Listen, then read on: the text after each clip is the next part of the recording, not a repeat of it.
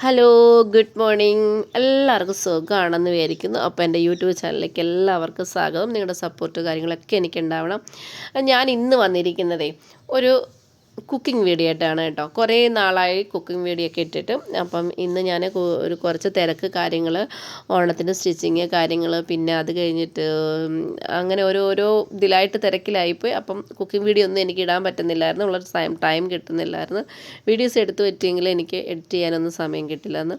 അപ്പോൾ ലേറ്റായിപ്പോയി. അപ്പം ഞാൻ ഇന്ന് വന്നിരിക്കുന്നത് ഈ ഒരു സാധനം അപ്പോൾ കണ്ടപ്പം തന്നെ മനസ്സിലാക്കേണ്ടത്, ഇത് തക്കാളിയുടെ വലിപ്പമുള്ള നമുക്കൊരു ചക്കയാണിത് കേട്ടോ.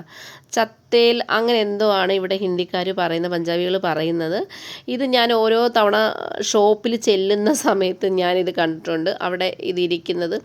ഇത് എന്താണെന്ന് ചോദിച്ചറിഞ്ഞ് അതിൻ്റെ കാര്യങ്ങളെല്ലാം ചോദിച്ചറിഞ്ഞു. അപ്പം ഞാൻ അരക്കിലോ വാങ്ങാമെന്ന് വിചാരിച്ചപ്പോൾ ബയ്യ എനിക്കതൊരു 3-4 പീസ് ഫ്രീ ആയിട്ട് തന്നു.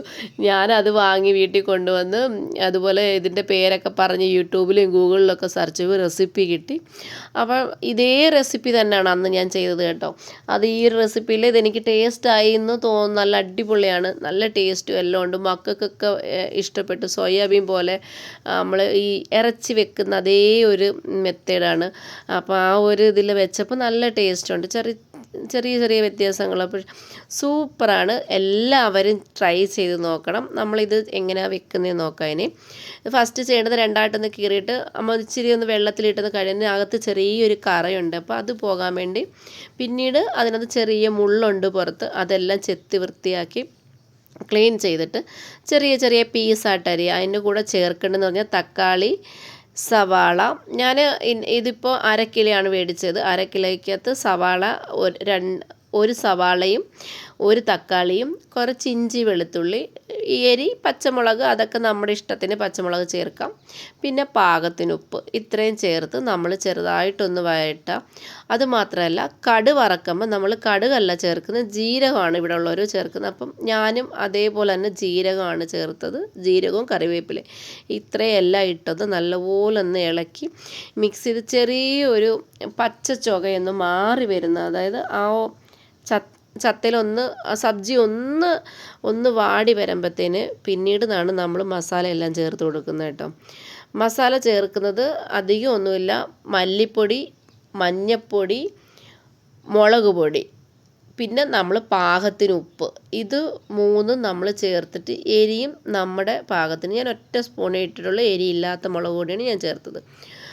അപ്പോഴെല്ലാം ഒന്ന് ചേർത്ത് നല്ല പച്ച ചുവ മാറുന്നോരെ നമ്മളൊന്ന് മിക്സ് ചെയ്ത് വെക്കാം. മിക്സ് ചെയ്ത് എല്ലാ മസാലയെല്ലാം ഒന്ന് പിടിച്ചതിന് ശേഷം നമ്മൾ അതിനകത്ത്, ഞാൻ ഈ 1/2 കിലോയ്ക്ക് 1 ഗ്ലാസ് വെള്ളമാണ് വെച്ചിരിക്കുന്നത്. കൂടുതൽ വെള്ളം വെച്ചിട്ടില്ല.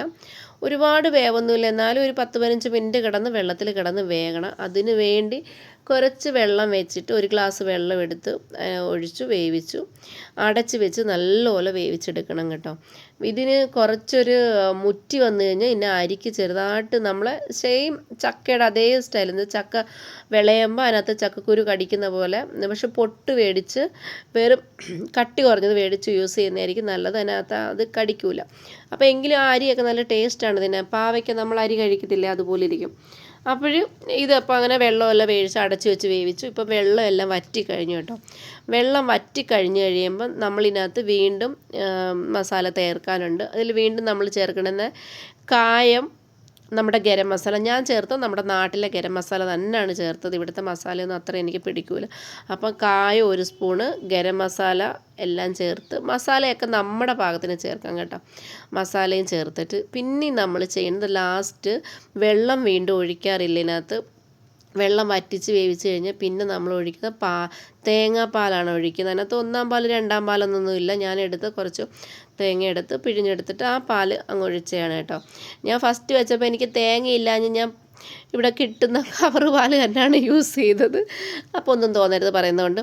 പക്ഷെ അതും നല്ല ടേസ്റ്റ് ഉണ്ടായിരുന്നു. പക്ഷെ തേങ്ങാപ്പാൽ ഉപയോഗിച്ചാൽ സൂപ്പറാണ്, അടിപൊളി സാധനമാണ്. ടേസ്റ്റ് ചെയ്യുക, അടിപൊളി. Thank you.